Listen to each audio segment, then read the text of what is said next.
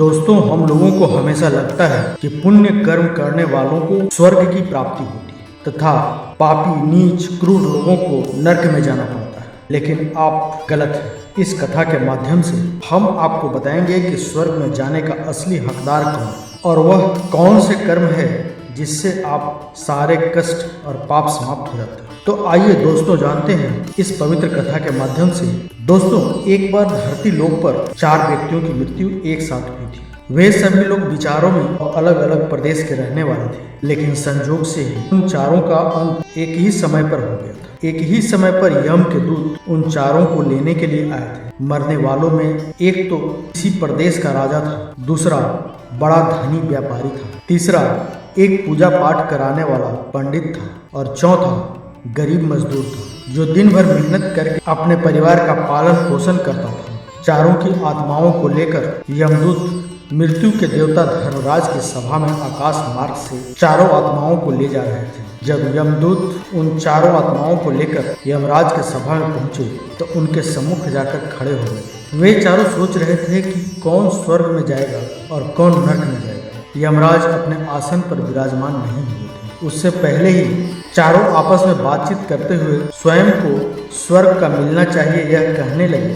सबसे पहले राजा कहने लगा, देखो, मुझे तो धर्मराज पक्का स्वर्ग में ही भेजेंगे, क्योंकि मैं एक विश्वविख्यात राजा हूँ। मैंने अपने सत्कर्मों से धरती लोक पर अपना खूब नाम कमाया है। चारों तरफ लोग मेरे अच्छे कर्मों की चर्चा करते हैं। कभी भी कोई मेरे द्वार से खाली हाथ नहीं लौटता। जो भी आता है मैंने उसे इतना दिया है कि वह जीवन भर मेरा नाम नहीं भूल पाएगा। हर तरफ मेरे नाम का यशगान हो रहा है। मेरे द्वारा लुटाए गए दान से लाखों लोगों को खाने को अन्न मिला और रहने को आसरा मिला। इसलिए मेरे कर्मों को देखते हुए धर्मराज मुझे पक्का स्वर्ग में ही भेजेंगे। दोस्तों, राजा की बात सुनकर वह धनी व्यापारी कहने लगा, हे भाई, मैंने तो पृथ्वी लोक पर रहकर खूब धन कमाया और उस धन से मैंने लाखों लोगों की सहायता की। मैंने अपनी कमाई का 11वां हिस्सा सदैव दीन दुखियों की सहायता में उपयोग किया। मेरे शुभ कर्मों को देखते हुए धर्मराज मुझे ही स्वर्ग में भेजे और यह बात मैं पहले से ही जानता हूँ। व्यापारी की बात सुनते ही पंडित जी कहने लगे, अरे भाई, क्यों फिजूल की बात कर रहे हो? स्वर्ग में जाना कोई आसान काम नहीं है। स्वर्ग में जाने के लिए दान के साथ साथ पूजा पाठ भी करना पड़ता है। इसलिए स्वर्ग में प्रस्थान तो मैं ही करूँगा, क्योंकि मैंने भगवान का खूब पूजा पाठ किया। पूरा जीवन मेरा पूजा आराधना में ही बीता है। मेरे शुभ कर्मों के कारण मेरे लिए ही धर्मराज स्वर्ग का रास्ता खोलेंगे। यह बात मैं अच्छी तरह जानता हूँ। जब इस प्रकार तीनों ने अपनी अपनी बातें की और अपने अपने विचार रखे, फिर वह तीनों लोग चौथे व्यक्ति मजदूर की ओर देखते हैं। अब यह क्या कहता है, क्या इसने भी कोई अच्छा काम किया है या नहीं, या फिर इसका पूरा जीवन मजदूरी करते हुए दूसरों के अधीन रहकर ही बीता है।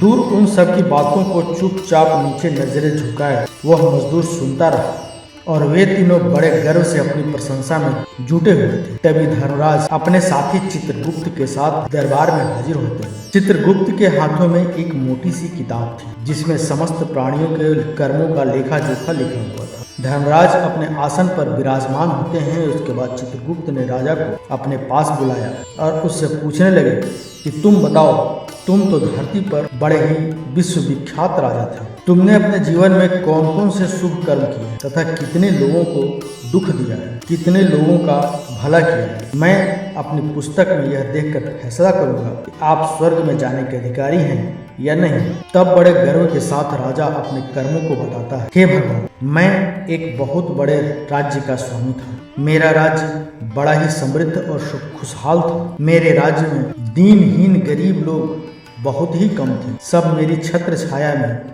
बड़े आनंद के साथ जीवन यापन कर रहे थे। मैंने अपने राज्य के लोगों को किसी चीज की कमी नहीं होने दी। मेरे यहाँ हर भूखे को भोजन मिलता था। लाखों के धन मोहरे उन्हें रोज दान में दी जाती थी। प्रजा के लोग मुझसे बहुत खुश रहते थे। राजा की बात सुनकर चित्रगुप्त ने अपनी पुस्तक उठाई और उसमें देखने लगे। पुस्तक में देखकर उन्होंने राजा को बताया कि तुम जो कह रहे हो वह सर्वथा सत्य है। तुमने अपनी प्रजा को बहुत सुख दिया है, परंतु इसके साथ साथ तुमने बहुत बड़ा अपराध भी किया है।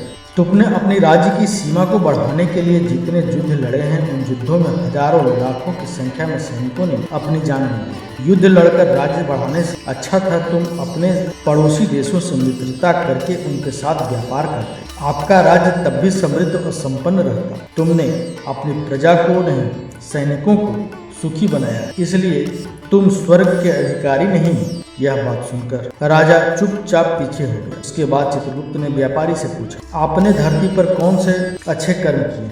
तब व्यापारी कहता है, हे भगवान, मैंने धरती पर जितना धन कमाया उसका 11वां भाग अच्छे कर्मों में लगाया।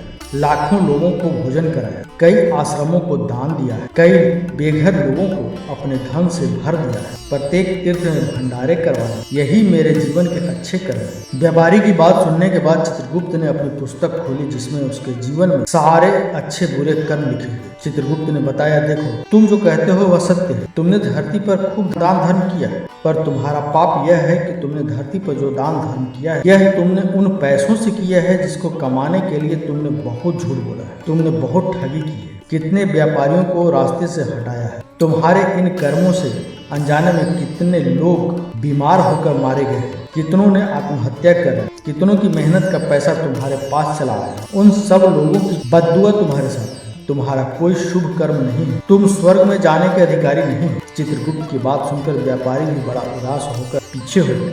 उसके बाद पंडित जी को आगे बुलाया और पूछने लगे, तुमने अपने जीवन में कौन से अच्छे कर्म किए? तब पंडित जी कहते हैं, हे भगवान, मेरा पुण्य यह है कि मैंने हजारों लोगों को ज्ञान दिया, हजारों यज्ञों के अनुष्ठान को संपन्न कराया, हजारों के घरों में पूजा पाठ कराया, दिन रात मैंने ईश्वर का जप तप किया है, हजारों कन्याओं का विवाह कराया। इससे ज्यादा शुभ कर्म और क्या हो सकता है प्रभु? तब चित्रगुप्त अपनी पुस्तक में देखकर बताते हैं, हे पंडित महाराज, आपका कहना सत्य है। आपने वास्तव में हजारों लोगों को ज्ञान दिया, लेकिन उस ज्ञान पर स्वयं कभी अमल नहीं किया। आपने सैकड़ों यज्ञ पूजा अनुष्ठान कराए, आपको निस्वार्थ भाव से किया गया कोई कर्म नहीं। तुम हमेशा से धन के लालची रहे, इसलिए तुम स्वर्ग में जाने के अधिकारी नहीं। अब तो उदास होते हुए पंडित जी भी पीछे हो गए।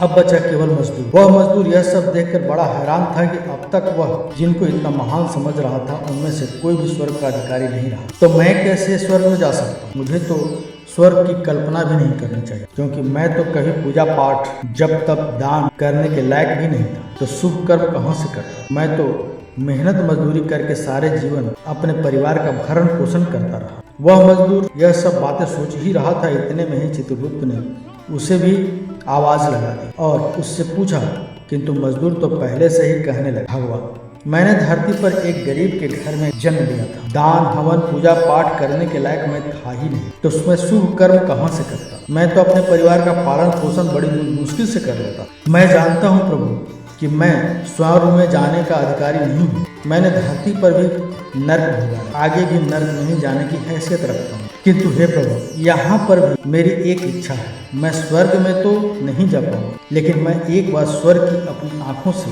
झलक देखना चाहता हूँ। इससे अधिक मेरी कोई इच्छा नहीं, क्योंकि मैंने ऐसा कोई काम किया ही नहीं जो कुछ देर के लिए ही मुझे स्वर्ग में पहुँचा। मजदूर की बात सुनकर चित्रगुप्त ने अपनी पुस्तक में देखकर पूछा, हे मानव, तुम ध्यान से सोचकर बताओ कि तुमने कभी कोई शुभ कर्म किया हो। तब मजदूर अपने पूरे जीवन के घटनाक्रम को याद करता है। तब उसे याद आता है, एक बार उसे बहुत तेज भूख लगी। वह रोटी खाने के लिए बैठा ही था, इतने में वहाँ एक बहुत ही कमजोर बीमार कुत्ता टहल रहा था।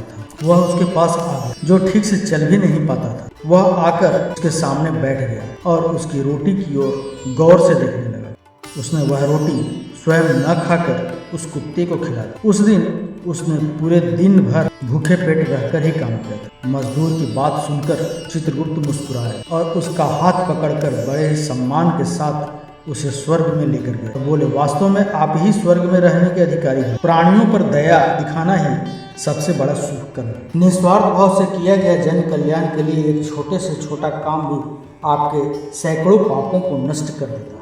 दोस्तों, स्वर्ग में वही व्यक्ति जा पाता है जिसने निष्काम स्वार्थ भाव से प्राणियों की सेवा की। तो आशा करते हैं आपको यह कथा अवश्य ही अच्छी लगी। अगर दोस्तों कथा आप लोगों को अच्छी लगी हो तो वीडियो को लाइक करें, चैनल को सब्सक्राइब करें, साथ ही बेल आइकन दबाना न भूलें।